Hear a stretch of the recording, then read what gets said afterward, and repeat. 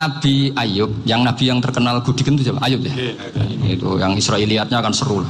Gudiken dikukur bek kreweng itu terlalu lah kali itu. Untuk kreweng konti, yang Arab orang kreweng itu sudah masalah itu. Singkat cerita, Nabi Ayub ketika diasingkan kaumnya itu kan nggak punya sumber makanan. Lah orang lelaki itu mulai dulu egois. Istrinya Nabi Ayub itu cantik sekali, udah cantik, rambutnya bagus. Makanya kamu nggak usah tanya kenapa istrinya kayak banyak yang cantik. Ya, nah warasatul anbiya nggak boleh gitu. Kalau nggak cantik ya warasatul anbiya dari segi balak. Istrinya Nabi itu semuanya cantik. Nggak usah tanya sebabnya apa, pokoknya gitu semuanya cantik. Singkat cerita, beberapa kali istrinya Nabi Ayub itu kerja demi bisa nafkahi Nabi siapa? Suatu saat itu tidak ada pekerjaan yang cukup untuk beli roti. Satu-satunya peluang dapat rezeki itu putrinya raja itu rambutnya berondolin. Terus ada sayembara siapa yang rambutnya bagus mau dibeli. Sampai rambutnya istrinya Nabi Ayub itu dijual. Nabi Ayub tersinggung karena itu mengurangi kecantikan. Jadi lelaki mulai dulu gitu. Udah nggak urun kalau istrinya nggak cantik itu komplain. Itu khasnya lelaki. Jadi kalau kamu gitu ada sanadnya juga, tenang saja ya. Komplain ya pegawai itu. Saking mangkalnya Nabi Ayub terus ngendikan la adriban naki mi'ata sautin. Kamu akan saya pukuli dengan mi'ata sautin atau dengan 100 cambuan. Atau mi'ata dikhtin atau mi'ata apalah sesuai konteks zaman itu. Engko namun pecut tuku konci kok ribet lagi. Singkat cerita akhirnya ketahuan bahwa istrinya menjual itu demi Nabi Ayub. Allah nggak ridho kalau kekasihnya yaitu istrinya Nabi Ayub wis perjuangan kayak gitu malah kena hukuman.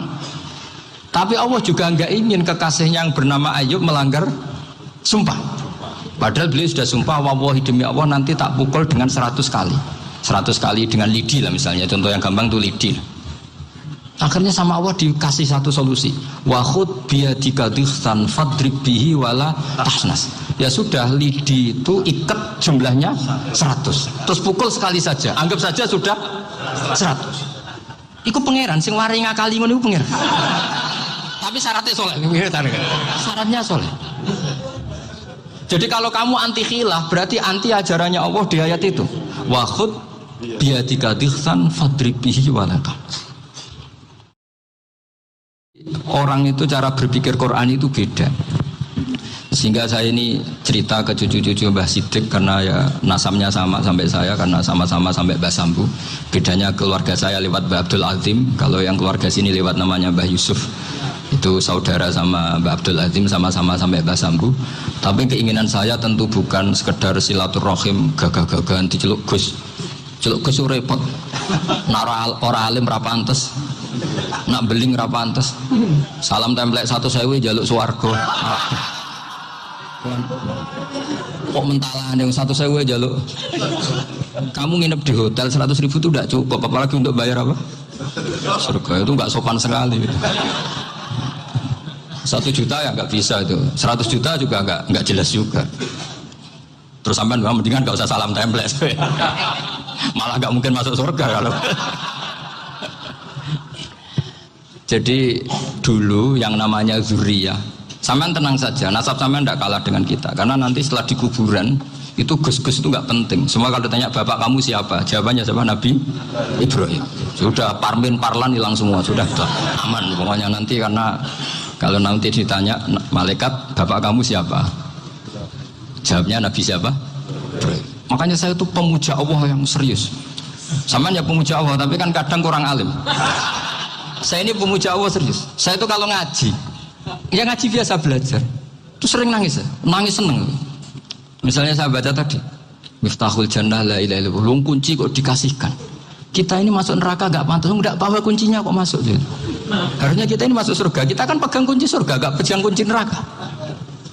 Maka aneh kalau kamu masuk neraka itu aneh. Coba kita pegang kunci surga apa kunci neraka? Tapi kadang teman saya suun rokok anu kunci ini. Karena tidak ada pintunya. Terus saya bilang, kamu kok tahu? Memangnya mau ke sana kata saya. Saya tidak punya rencana tahun neraka. Karena nanti di antara syafaatnya Quran itu orang kalau mau masuk neraka tidak jadi. Ya nggak apa-apa ya, diatur sendiri. Jadi di antara syafaatnya Quran itu orang nggak jadi masuk neraka. Jadi syafaat itu ada dua, dari neraka diangkat ke surga, dan itu bisa lama itu. Tapi kalau syafaatnya Quran itu yang belum masuk neraka supaya nggak jadi masuk neraka. Karena neraka juga punya aturan, dia juga kena aturan fikih. Jadi, udah betul ini, saya ada guyon. Jadi kena konstitusi apa? Fikih. Sama tak ceritani syafaatnya Quran itu ada orang tuh beling itu fasik. Itu dihafal surat Tabarok, hafal betul. Tabarakalladzi biyadihil mulku wa huwa ala kulli syai'in qadir alladzi khalaqal mauta wal hayata. Pertanyaannya gini, boleh enggak orang menginjek surat Baqarah? Boleh enggak? Enggak. Padahal orang hafal Quran itu artinya ayat itu ada di hatinya. Fa inna wa ta'ala la yu'adzibu qalban wa al-Qur'ana. Allah tidak akan menyiksa hati yang menyimpan Quran, yang jadi flash disknya Quran, yang jadi rekaman Quran. Singkat cerita orang ini hafal. Pas ketemu Mungkar Nakir prosedur kan, ini orang fasik mau diantemin sama Mungkar Nakir. Prosedur ya, dia kan prosedur standar. Si surat Tabarak akhirnya menjelma jadi seseorang yang gagah berani. Kamu nggak boleh nyiksa orang ini. Saya ini kalamu. Kalau kamu nyiksa dia, berarti nyiksa saya. Kamu berani sama kalamu. Wah ya tidak berani jadi Mungkar Nakir. Tapi orang itu nakal, harus saya gebukin. Tapi kata Quran tadi, tapi saya di situ pasti kena saya. Oh debat, nggak ada lajnahnya ini nggak ikut. Kalau Gus Firjan ikut jadi lajnah. Kalau jadi lajnah pasti kroninan. Kalau santrinya dimenangkan. Akhirnya debat. Ya sudah kita ketemu Allah. Akhirnya Mungkar Nakir sama Quran tadi surat Tabarok datang sowan sama Allah. Terus kata Allah, memangnya kenapa Mungkar Nakir? Saya harus nyiksa dia karena dia fasik ya Allah. Memangnya kenapa surat Tabarok? Saya ada di situ. Menurut aturan orang tuh nggak boleh injak-injak Quran. Kalau dia nutuk saya, nutuk Quran, itu harus dikasih tahu fikihnya Mungkar Nakir. Akhirnya Allah ngendikan gini ke surat Tabarok, ya sudah terserah kamu. Kalau terserah kula Gusti, Mungkar Nakir nggak boleh nyentuh orang ini. Ya sudah selamat. Sehingga terus itu sampai baca di termasuk mukjizatnya surat Tabarok di tafsir Ibnu Katsir banyak. Karena tadi logikanya malaikat itu juga kena aturan fikih. Sehingga banyak ulama termasuk Said Muhammad ngendikan pertanyaan Mungkar Nakir itu tidak semua orang kena. Kalau semua orang kena, nanti kalau tanya Nabi Muhammad, waman nabiyuka? Kacau kan jamnya. Nabi kamu siapa? Saya ini Nabi. Ya kan? Lah nanti kalau pas ketemu Nabi Ibrahim, waman abuka? Jadi repot kan? Makanya ada kiai yang guyon kalau ditanya, marab buka? Saya ini guru tauhid sembrono. Saya ini ngajar Umul Barohin, kamu tanya marab buka? Masyhur itu keramatnya Imam Malik itu. Ada Ashabu Malik, rajulun min ashabi Malik. Beliau ditanya Mungkar Nakir marab buka menabiuka. Imam Malik datang, ini seumur-umurnya itu ngajar tauhid. Kok kamu bedai enggak sopan kamu? Dan kita berharap barokah sampean ngaji nanti itu. Malaikat itu anak sungkane itu. Jadi itu. Dan saya meskipun guyon itu serius. Bedanya orang alim sama ndak itu di situ. Kalau orang alim itu guyon itu masih benar, masih serius. Coba saya bacakan ayatnya. Ala inna auliya Allahi la khaufun alaihim wa lahum yahzan. Terus lahumul busyra fil hayatid dunya fil akhirah. Artinya kalau Mungkar Nakir dengan penampilan garang gitu, berarti ada ketakutan apa enggak? Ada. Padahal ciri utama walinya Allah tidak ada ketakutan. Makanya itu termasuk dalilnya Sayyid Muhammad, tidak semua orang alami seperti itu karena wali-wali itu la khaufun alaihim wa lahum yahzanun. Wah anak kiai ketemu karena kerja buat tidur wedek. Wih ku rezeki ora kalau pertanyaan itu, nak konan santri piye? Lho isen wis kiai dihanjuti Mungkar Nakir. Malu gak kira-kira? Mesti pelengahan konan santri piye? Nah jawabannya gampang karena pernah ngajar tauhid. Makanya Sayyidina Ali ini cerita ini ada di kitab Nuridh Dholam. Zaman lihat di kitab Nuridh Dholam karangannya Syekh Nawawi Banten. Itu Sayyidina Ali itu ya, andekan orang biasa mungkin ya agak-agak hasut, tapi ini wali gak boleh kamu katakan hasut. Dia itu mangkal sama Umar. Orang kok setiap orang pernah dibentak, apa dia berani bentak Mungkar Nakir? Penasaran dia. Bagaimana perangnya Umar itu berlanjut enggak gitu kira-kira. Akhirnya minta, ya Allah saya minta kasyaf. Ya karena yang minta Sayyidina Ali karena mau wajah dituruti sama kasuf. Dilihat Sayyidina Umar pas meninggal itu. Jadi hasud itu ya kadang penting asal baik. Ya betul, bahasa Kanjeng Nabi kadang la hasada illa fisnaten. Itu Nabi bahasakan ya hasad. Gus Verson aja yang nafsirkan ghobtoh itu kan gaya-gayanan sebagai ulama. Aslinya Nabi ngendikannya itu la hasada illa fisnaten. Ulama yang ganti itu namanya ghobtoh. Wong Nabi sendiri nyebut hasad kok kamu tafsiri ghobtoh. Ya hasad ya hasad. Udah, enggak usah ditawil-tawil, pokoknya gitu. Kalau sama nggak percaya nggak apa-apa. Kok gitu aja kok repot. Karena sama nggak percaya kemungkinannya dua. Satu nggak ngerti. Dua sama-sama alim. Kan dari awal kalau sama-sama alim kan laisali alimin ayuqallida aliman akhor. Kita nggak perlu saling mengikuti. Ngapain hasud? Biasa aja. Akhirnya Sayyidina Ali kasut. Pas Umar bangun, setelah mati kan bangun, setelah meninggal bangun. Mungkar Nakir datang dengan perang yang sangat garang. Itu digambarkan Sayyidina Ali, matanya itu kalkidril ghali, kayak apa, kendil yang apa, menganga. Seru. Sayyidina Ali senang, paling takut ini Umar. Senangnya bukan main, wah ini mesti takut Umar. Biasa. Ternyata enggak, Umar malah bangkit. Woi, Mungkar Nakir, kamu tahu menghadapi siapa?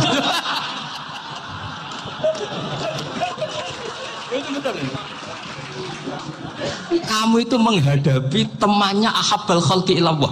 Yang diandalkan temannya bukan dia. Kamu tahu yang kamu hadapi, saya ini teman kekasihnya Allah.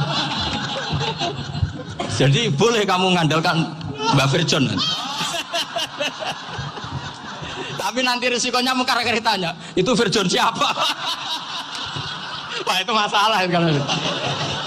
Makanya syaratnya wali itu harus ma'rufun fis sama. Di langit sudah populer. Makanya dulu ada orang yang saking seninya Abdul Qadir ditanya apa saja jamnya Abdul Qadir Al-Jilani, itu aman karena beliau populer. Makanya program kita harus populer dulu di langit. Nah, itu nanti kalau dicatut oleh santri-santri nggak apa-apa. Kalau nggak populer nanti dicatat itu siapa? Masalah ini. Umar itu yang dibanggakan itu, kamu tahu saya siapa? Ya enggak tahu, saya ini temannya kekasihnya Allah. Temannya Muhammad, iya Muhammad Rasulullah. Mikir, waduh, repot. Loh di dunia aja gitu kan, temannya presiden, temannya panglima, apalagi ini temannya Sayyidul Awalin wal Akhirin. Di dunia aja bilang temannya presiden, menteri, orang sudah takut, apalagi ini temannya Sayyidul Awalin. Akhirnya Mungkar Nakir terus konfirmasi sama Allah, gimana ya Allah ini ngadepi. Sebetulnya diandalkan itu temannya, bukan dia. Wah, akhirnya sama Allah dibilang, ya bu, ya sama seorang seperti itu bu yang sopan. Terus semenjak itu Mungkar Nakir itu nggak selalu berpenampilan seperti itu sangat. Jadi semoga itu konsisten sampai nanti. Jadi kamu kalau ingin nggak takut Mungkar Nakir, jadi wali dulu.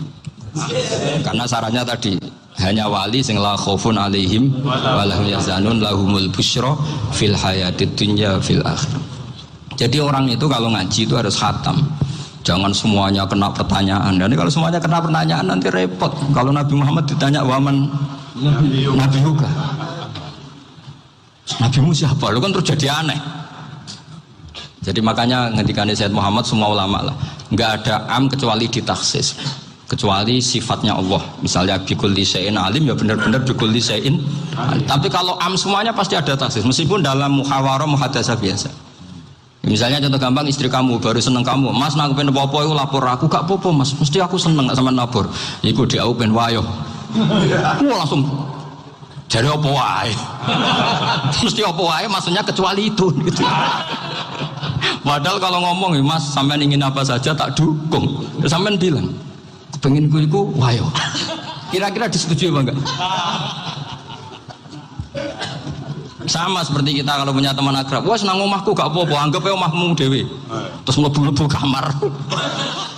Jadi tidak ada am kecuali di ditaksis. Artinya kalau ada cerita bahwa orang mati pasti ngalami ditanya Mungkar Nakir, itu pasti ada am yang di taksis. Itu pasti juga dialami para anbiya, para auliya. Karena ciri utama wali itu la khaufun alaihim wa lahum yahzanun. Kemudian saya yang mau cerita ya supaya sampean bisa menghadapi dunia global ini, tak bawa tafsir Munir termasuk tadi. Kenapa orang Islam Rasulullah SAW itu lebih senang kalau yang menang itu orang Nasrani Romawi ketimbang yang menang itu orang Faris, dalam hal ini ateis. Karena orang ateis itu lebih ngeri. Sebetulnya beberapa penemuan sains, terutama di ilmu medis, itu orang Amerika, kayak cloning. Tapi orang Amerika itu masih dilarang oleh gereja untuk mengaplikasi. Karena nanti bayi cloning itu dipakai suku cadang. Di Amerika masih ditentang oleh fatwa-fatwa agama, baik Islam maupun Kristen. Tapi di Cina itu dipraktekkan. Karena nggak ada halangan agama.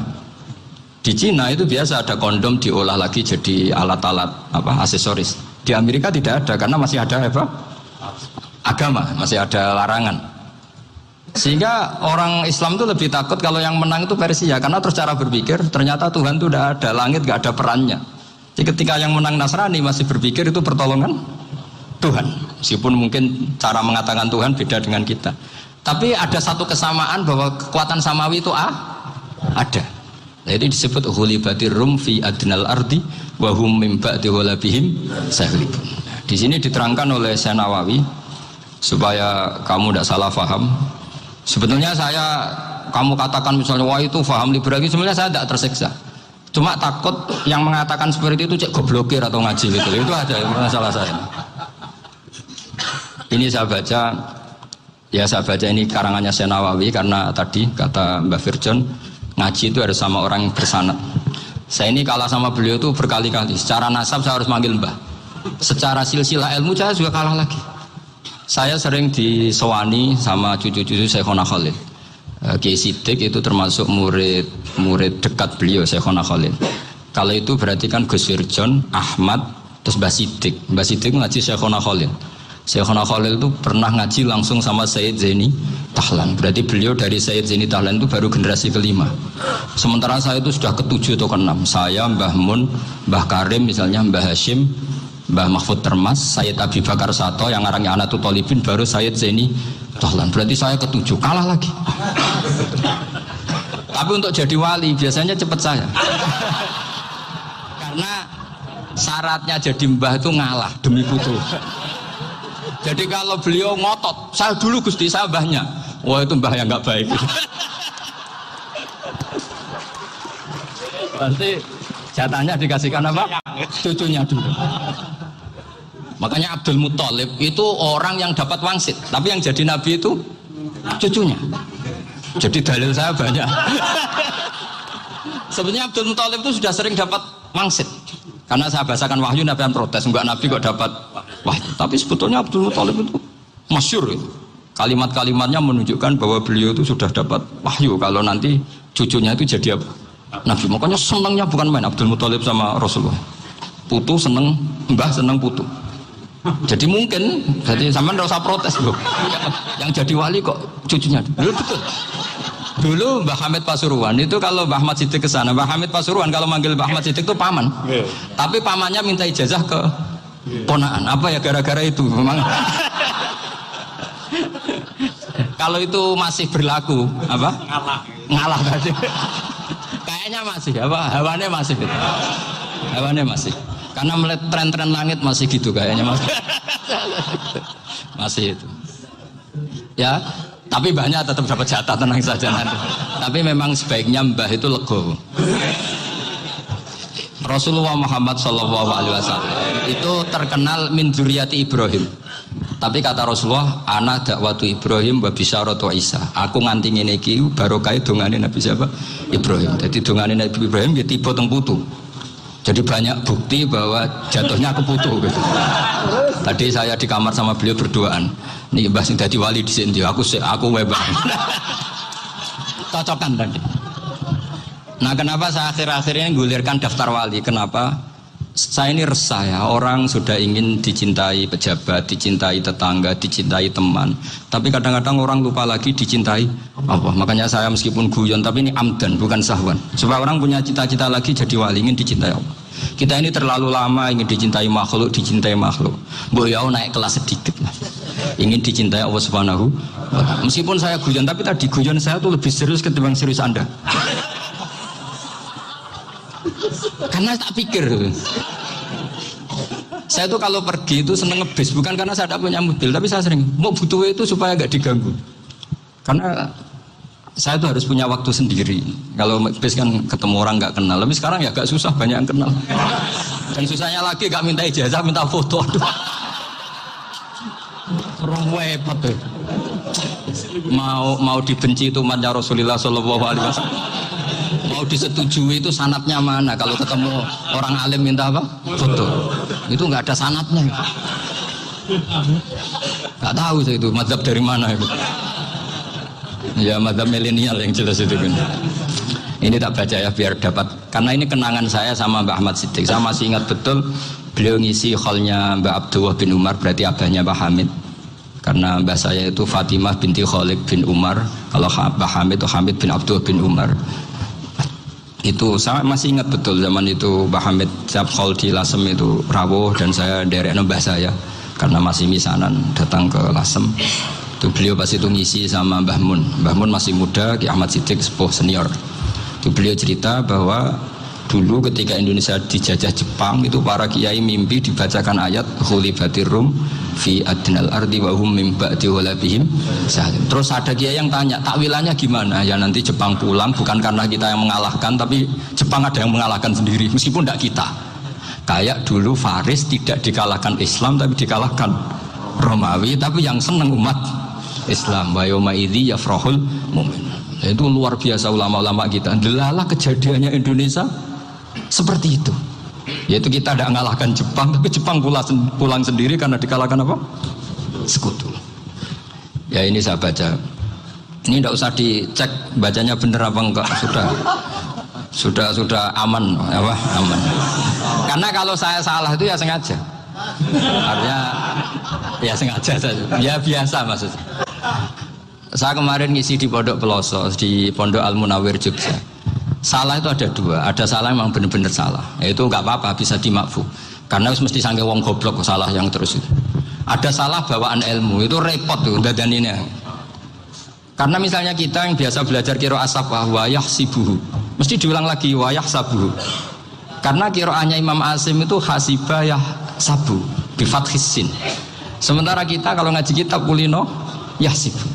Sehingga kita yang biasa belajar safah itu kalau baca kitab itu kayak orang bingung. Kadang-kadang yang ngaji juga bingung. Gus Pak mau cok bulan piling. Ya tepat-tepatan. Ada yang mengatakan Gus Pak bingung, ada yang mengatakan Gus Pak alim alama. Ya tepat-tepatan nasib tadi. Karena memang ya safah memang seperti itu. Misalnya kufuan. Kufuan itu Imam Asim baca kufuan. Tapi beliau punya murid namanya Syu'bah. Itu kalau baca kuf'an. Makanya kita itu, ini kan khataman Quran ya, jadi saya menyinggung sedikit tentang qiraat safah. Tadi beliau juga sudah tak kasih kitab saya Hifdzuna li Adal Mushaf. Sama tak ajari latihan safah, memang angel ya. Makanya yang nggak bisa itu wong pinter, sudah tahu angel ya nggak usah diteruskan kan. Orang menghindari barang angel itu pinter apa goblok? Pinter. Berarti wong goblok pinter. Saya tuh makanya sama orang goblok tuh respect. Jadi orang alim tuh angel apa gampang? Angel. Menghindari barang angel pinter apa goblok? Loh, orang menghindari barang angel pinter apa goblok? Pinter. Berarti wong goblok pinter. Jadi saya sama orang-orang goblok itu respect. Sudah tahu jadi orang alim angel, ya barang angel ya harus dihindari. Makanya saya ini insya Allah umatnya Nabi yang termasuk yang terbaik. Amin. Karena mencintai umatnya Nabi termasuk yang goblok. Waduh. Itu tidak gampang itu. Karena tadi sudah tahu ya. Seperti itu loh orang naik Panjat Pinang. Itu yang naik karena ingin hadiah. Yang nonton sudah tahu wah licin kok dinaikin mau keplotok ya. Tapi orang sepakat yang nonton juga pinter karena sudah tahu ribet kok.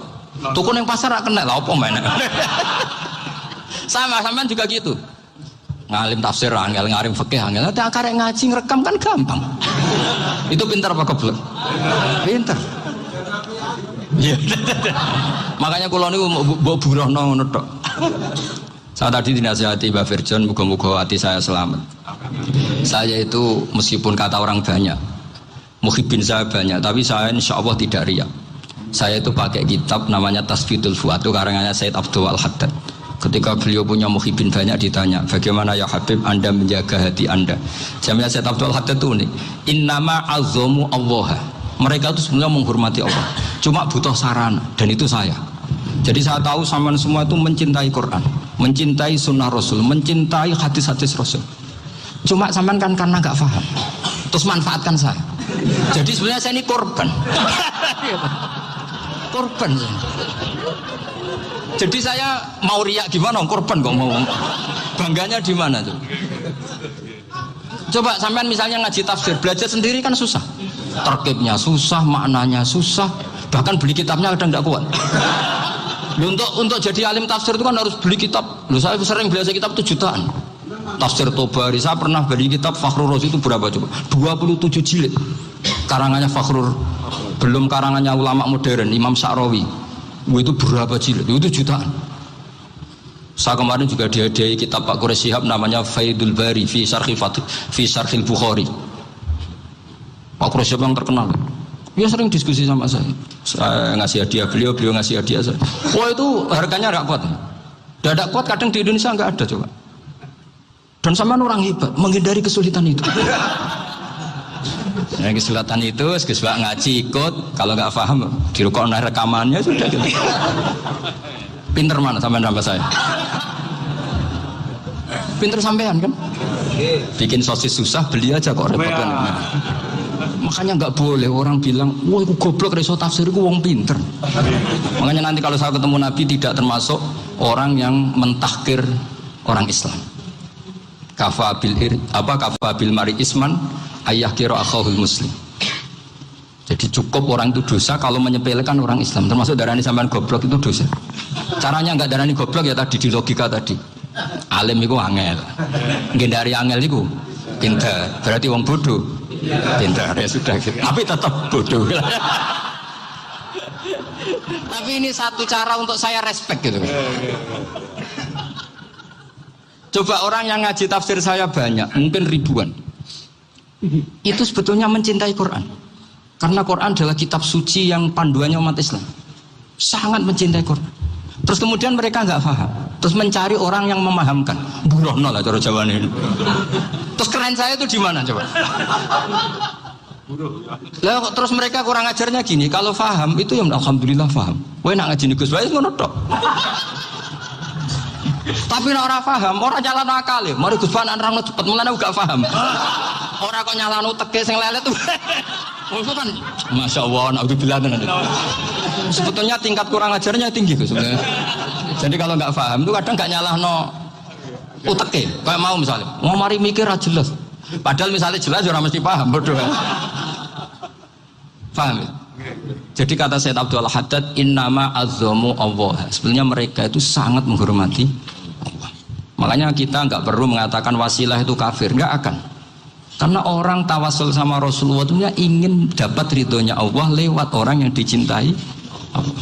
Kita mencintai wali sebenarnya, wah itu kekasih Allah. Kita mencintai itu karena mencintai Allah. Sama seperti gini, kamu mencintai kangkung apa enggak? Sebenarnya sama sekali enggak. Tapi kamu ingin sehat, ada asupan gizi. Kamu ingin tubuh kamu sehat, butuh asupan gizi. Kemudian kamu makan kangkung. Apa terus kamu cinta kangkung? Kan enggak. Cinta kesehatan kamu sama. Orang yang mencintai saya ingin kepuasan rohani. Saya kan termasuk kiai yang torekonya gampang. Ini swarga, kan akhirnya penggemarnya banyak. Coba kalau kamu ini neraka. Jadi sebetulnya Anda mencintai kepuasan Anda sendiri. Nah, saya ini korban. Makanya untuk masuk surga cepat saya. Korban itu cepat. Da'watul mazlum la turaddu. Laisa bainahu wa bainallah hijab. Jadi saya kalau donga langsung seret langit. Karena mazlum. Saya sinau tafsir itu, Pak, sampean bayangkan ada tafsir itu sudah 27 jilid. Sing ngarang Fakhrur Razi itu buletnya bukan main. Karena dia ahli filsafat. Buletnya Masya Allah. Sudah gitu sinau Jalalain kadang dikomen oleh Sawi. Sudah kita percaya Jalalain jebule dibuli Sawi. Percaya Sawi dikandani, "Oh iku Maliki rasa ribet." Sudah gitu sinau Qurtubi, sinau tafsir Tobari itu susahnya. Belinya susah, belajarnya susah. Padahal saya punya keluarga, punya istri, punya anak. Bayangkan kalau istri saya rewel kayak istri sampai. Wah itu, tapi alhamdulillah enggak, sama sekali enggak. Allah sudah milihkan, wah ini bahaya kalau punya istri rewel. Imam Sibawai itu kitabnya banyak, tapi yang terbukukan hanya kitab Sibawai. Karena beliau kalau sudah belajar lupa istri, hanya pas beliau di pasar, kitabnya dibakar semua sama istrinya, karena dianggap saingannya. Ternyata yang dicerai tidak kitabnya, malah istrinya. Itu Imam siapa? Sibawai. Tapi alhamdulillah kitab saya nggak terbakar, aman. Saya teruskan ya. Jadi untuk menjaga riya dilatih innama azzamu Allah. Sebenarnya mereka itu menghormati, sehingga wasail itu sebenarnya nggak pernah jadi subjek pelaku utama, enggak. Tetap Allah. Sebab itu kata Sayyid Muhammad, kamu kok mengatakan wasilah itu kafir itu gimana? Ketika innallaha qad ba'atsa lakum taluta malika. Talut itu ya manusia. PD-nya itu apa? Inna ayata mulkihi ayyatiyakumud tabut fihi sakinatum min rabbikum wa baqiyatum mimma taraka ahlu Musa wa ahlu Harun tahmiluhul malaikah. Jadi beliau pede itu kalau bawa sunduk semacam peti sakti, sing di situ ada baqiyatum mimma taraka ahlu Musa wa ahlu Harun tahmiluhul malaikah. Ya kayak semacam jimat. Tapi saya bukan mensyariatkan jimat enggak, karena nanti banyak penjual yang pembohong juga gitu loh. Cuma cerita, kamu tidak usah mengatakan kafir. Dulu Talut PD-nya kalau bawa sunduk semacam peti kesaktian yang di situ ada baqiyatum mimma taraka alu Musa wa alu Harun tahmiluhul malaika. Sehingga Khalid bin Walid meskipun beliau sahabat dan menyaksikan wajah Rasulullah SAW, itu bawa sya'aratun min sya'aratihi Rasulullah SAW, bawa rambutnya Nabi. Perang kemana-mana itu diletakkan di pecinya. Nanti sama tanya lagi, masa pakai peci Khalid bin Walid itu? Wah panjang, sampai itu repot. Sampai tak warai ngaji usul fikih. Usul fikih itu kalau ngaji itu ada istilah tangkihul manat. Ini mesti ini wilayah yang kita bisa berdebat sama Mbah Firjon. Dulu itu musuh saya karena saya makili Anwar, beliau makili Peloso. Tapi tahu-tahu kalah tua terus saya mengundurkan diri. Di fikih itu ada istilah, ada tangkihul manat, ada tahqiqul manat, ada tangkihul manat. Tangkih itu kira-kira gini, lafadz hadis itu dibuang sekian untuk tahu bahwa itu madarul hukmi. Misalnya gini, tak beri contoh paling gampang. Sama harus paham, kalau nggak paham nggak pinter-pinter. Ja'a a'rabiyun ila Rasulillah sallallahu alaihi wasallam. Ya karena ini menghormati Mbah Ahmad Siddiq, saya orang alim, jadi ngaji ini tetap ada suasana alim. Ya harus ada suasana alim, nggak perlu jadi orang alim, tadi susah. Sudah ngindari susah itu pintar, sudah itu aja. Jadi orang alim susah, ngindari barang susah pintar, berarti orang tidak alim pintar. Nah, meskipun tetap sudah itu pegangi sampai mati nanti. Loh, jadi orang alim itu repot. Itu kata Imam Ghazali, kalau orang alim kalau mau masuk surga itu sama Allah nggak boleh. Kif, kamu nggak boleh langsung masuk surga. Coba cari umat kamu, syafaati dulu. Dan saya takut nyari sampean tidak bisa kembali. Saya tidak punya rencana itu. Pokoknya mau masuk. Boleh sampean kuaduan balik raroh dewa repot nanti saya. Berat jadi orang alim itu berat. Ya saya teruskan ya. Ada tangkihul manat. Ja'a a'rabiyun ila Rasulillah sallallahu alaihi wasallam. Faqala ahlaktu wa ma ahlakaka qal waqa'tu imraati fi nahari Ramadan. Ya dan saya ini rusak ya Rasulullah. Kenapa? Karena saya menjima istri saya fina hari Ramadan. Kata Nabi, kamu harus bayar kafarah. Kenapa Nabi kafarah? Puasa 2 bulan. Wong baru 1 hari aja terjadi gitu kok disuruh puasa 2 bulan. Ya tidak kuat ya Rasulullah. Baru berapa hari saya puasa aja kecelakaan seperti itu. Apalagi kalau sampai 2 bulan. Tidak ya Rasulullah. Ya sudah kalau gitu kamu pertama ngasih makan apa? Itku rokobah kan, pertama merdekakan budak. Tapi kan sekarang nggak ada budak, makanya terus sekarang langsung puasa. Wah ini nggak bisa semua. Ya sudah ngasih makan orang 60. Kasihkan siapa ya Rasul? Ya orang fakir. Saya ini paling fakir di kampung saya ini orang paling fakir. Jadi mulai dulu orang fakir itu hubungan suami istri itu paling lancar mulai dulu. Makanya orang fakir itu anaknya banyak karena hiburannya hanya itu. Wong Ramadan aja. Coba mau ke ATM nggak punya uang, mau antri di bank nggak punya, mau apa coba? Itu mulai dulu. Ini sanatnya mutasil. Wah, akhirnya sudah sanksinya kan tadi ya itqu raqabah atau puasa 2 bulan berturut-turut atau ngasih makan 60 orang miskin. Lalu kata ahli usul fikih, kata Arabi dibuang, nggak menjadi catatan hukum.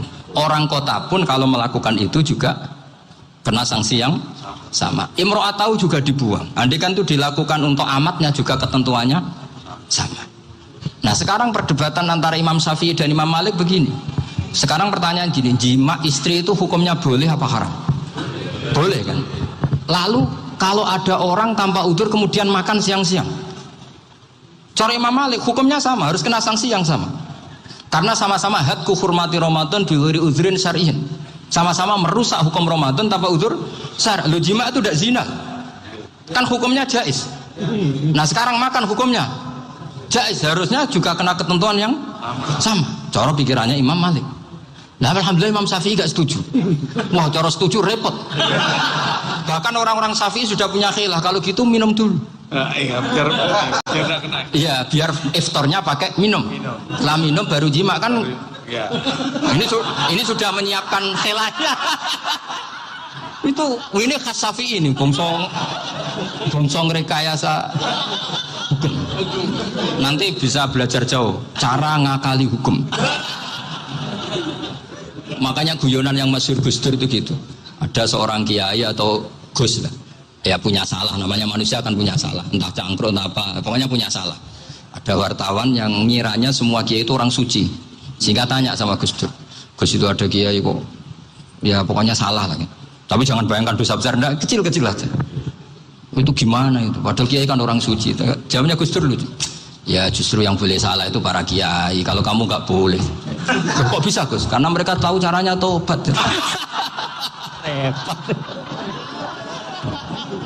Kalau kamu nggak tahu caranya, sama pelanggaran hukum itu ya harus pakar-pakar hukum.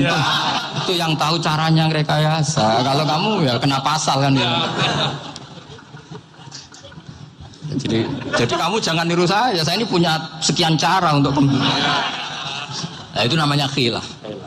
Makanya kata Sayyid Muhammad, kamu tidak usah anti khilaf, karena Abu Hanifah itu membolehkan khilaf, kitabul khiyal. Yang penting kamu soleh dulu, setelah soleh nanti Allah maklumi. Soleh dulu, syaratnya soleh dulu. Kalau tidak soleh jangan. Contohnya gini, ada orang mau puasa lemes sekali, mau makan, gampang. Kalau langsung makan kan kayak hadku hormati Ramadan bighairi udzrin syar'iyyin. Aku langsung mau jembera sowan Mbah Firjon. Sudah status saya apa? Musafir. Ya sudah, berangkat aja sampai Tuban makan. Nanti kalau nggak jadi ya nggak apa-apa sudah. Mulai pergi sudah musafir. Saya tidak tahu nanti malaikat tertarik ngebuki nggak tahu. Tapi itu ada khilafnya. Asal soleh. Karena kata Sayyid Muhammad dan semua kitab mengatakan itu. Kalau sama nggak tahu ya kebablasan. Nabi Ayub, nabi yang terkenal Gudiken itu siapa? Ayub ya. Itu yang Israiliyatnya akan seru. Gudiken dikukur bek kreweng itu terlalu lah kalau itu. Untuk kreweng konti, meneng Arab orang kreweng itu sudah masalah itu. Singkat cerita, Nabi Ayub ketika diasingkan kaumnya itu kan nggak punya sumber makanan. Lah orang lelaki itu mulai dulu egois. Istrinya Nabi Ayub itu cantik sekali, udah cantik, rambutnya bagus. Makanya kamu nggak usah tanya kenapa istrinya kayak banyak yang cantik. Ya, nah warasatul anbiya nggak boleh gitu. Kalau nggak cantik ya warasatul anbiya dari segi balak. Istrinya Nabi itu semuanya cantik. Nggak usah tanya sebabnya apa, pokoknya gitu, semuanya cantik. Singkat cerita, beberapa kali istrinya Nabi Ayub itu kerja demi bisa nafkahi Nabi siapa? Suatu saat itu tidak ada pekerjaan yang cukup untuk beli roti.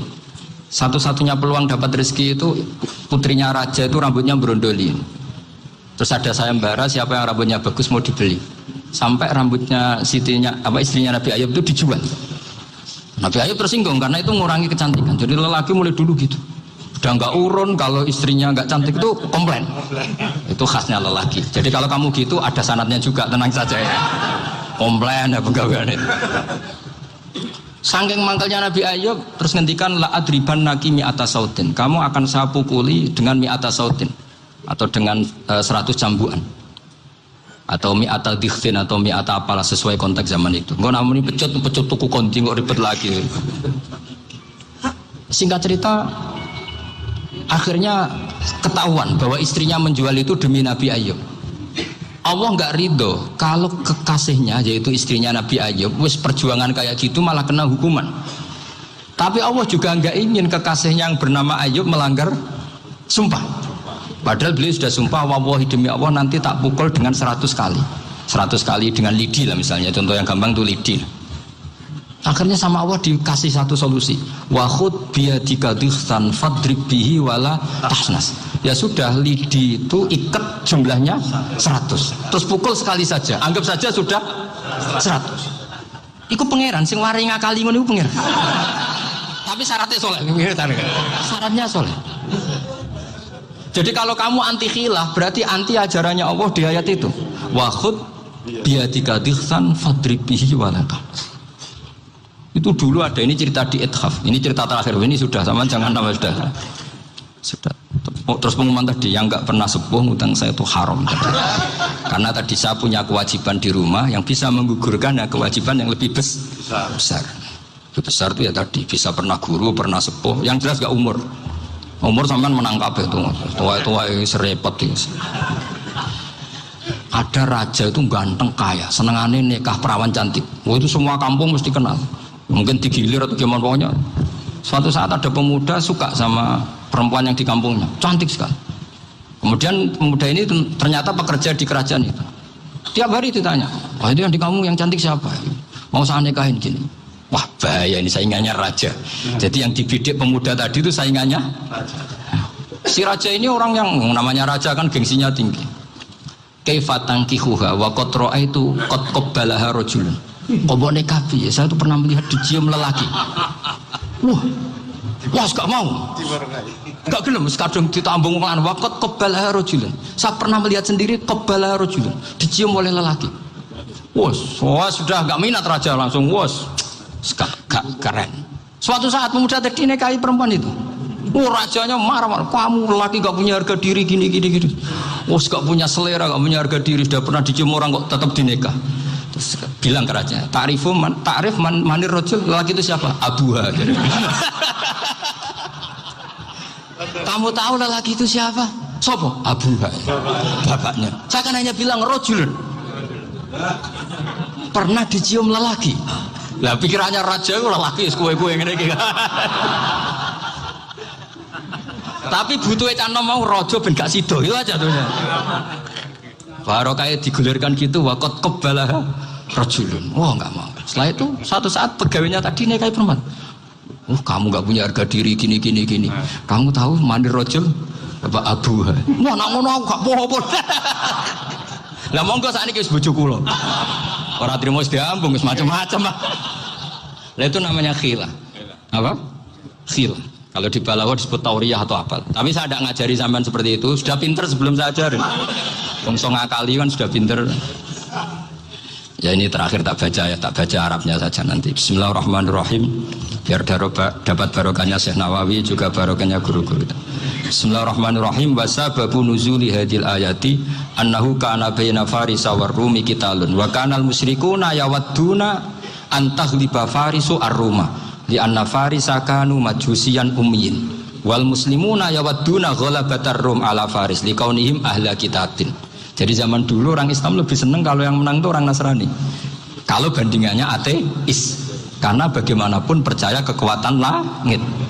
Sementara orang ateis sama sekali tidak percaya kekuatan. Apapun bedanya kita dengan Nasrani itu ada kesamaan, yaitu percaya adanya kekuatan langit. Sehingga ketika orang Romawi kalah itu orang Islam ikut susah. Paham ya? Makanya ini tak baca biar sampean enggak macam-macam pikirannya. Fab'atha Kisra saat terusnya, ya pokoknya seperti itu. Akhirnya Rasulullah SAW berdoa lebih senang yang menang itu Rom karena ahli kitab. Artinya apa? Kemenangan ahli kitab adalah kemenangan makhluk atau hamba Allah yang mentautkan kekuatan kita di bumi dengan kekuatan langit. Makanya saya berharap selain kita ikhtiar medis, kita harus memperbanyak istighfar. Bagaimanapun semua itu dari Allah Subhanahu wa ta'ala. Kita menghormati negara dengan ikhtiarnya, tapi saya mohon sekali kita juga istighfar, karena semua itu juga ditentukan oleh Allah, oleh langit.